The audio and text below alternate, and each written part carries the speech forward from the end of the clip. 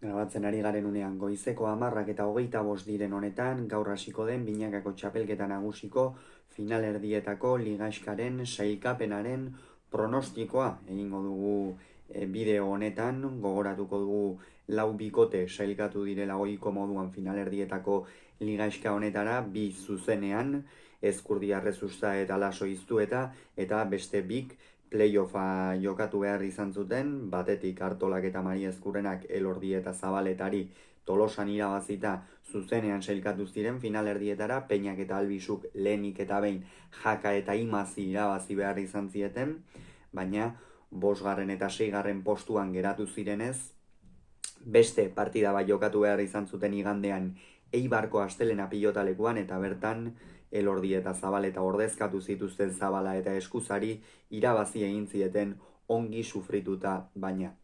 Beraz, asgaitezen pronostikoarekin, gogoratuko dugu bikote guztiek elkarren aurka jokatu beharko dutela itzuli batera, eta sailkapeneko bi honenek jokatuko dutela Nafarroa Arenan martxoaren 30ean jokatuko den final handi hori.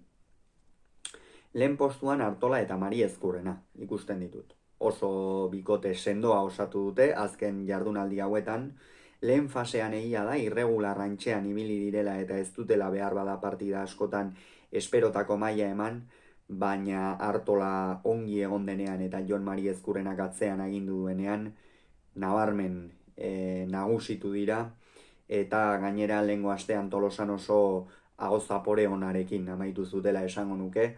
Jon Mari Ezkurrenak batez ere ikusten da eskuin hori ongi duela, Iñaki Artola ere fresko dago, kolpez eta bizi, eta horregatik Artola eta Mari Ezkurrena lehen postuan ikusten ditut.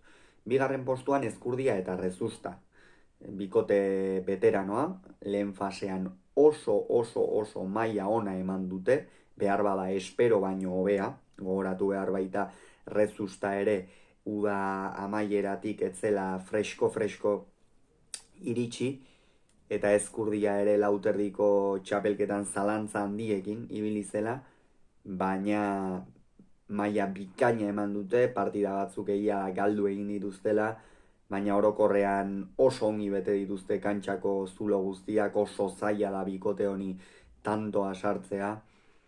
Ezkurdia aurrean erritmoa sartuz, Rezusta ere atzean ezkerrarekin fresko, eta benetan veteranoen lana egin dute, hau da, sailkatu eta gainera esperientzia erakutsiz partida askotan.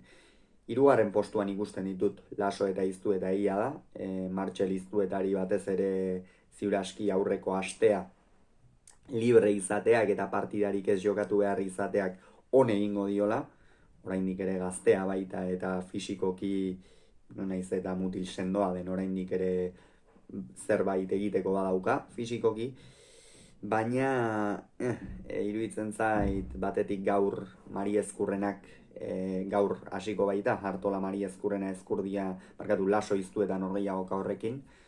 Iruditzen zait Mari Ezkurrenak 100% egonda nagusitu egin beharko litzaiokela atzean, eta ikusiko dugu ea Mari Ezkurrenak bere 100% horretan inposatzen duen erritmo horrek horren aurrean nola erantzuten duen Iztuetak, eta Lasok aurrean aukerak izango ditu partidetan, zalantzari gabe, eta horiek bai edo bai baliatu beharko ditu aukeraren bat izan nahi badute, baina lehen fasean egin zutena ikusita, naiz eta guk 3. eman, errespetu handia sartzen duen bikotea da.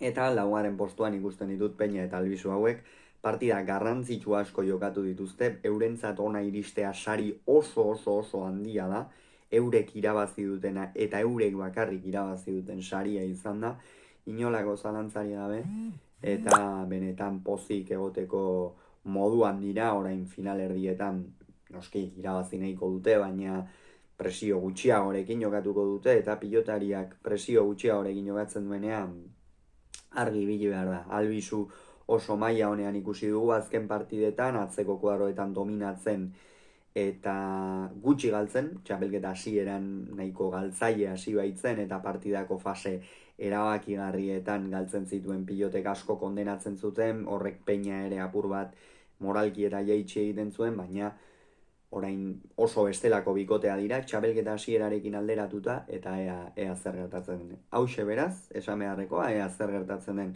finalerdietako ligaxka honetan, analisi guztiak noski kirolunean hementxe izango dituzue. Hauxe esan beharrekoa, hurrengoan gehiago izango duzue, bitartean ongi izan agur.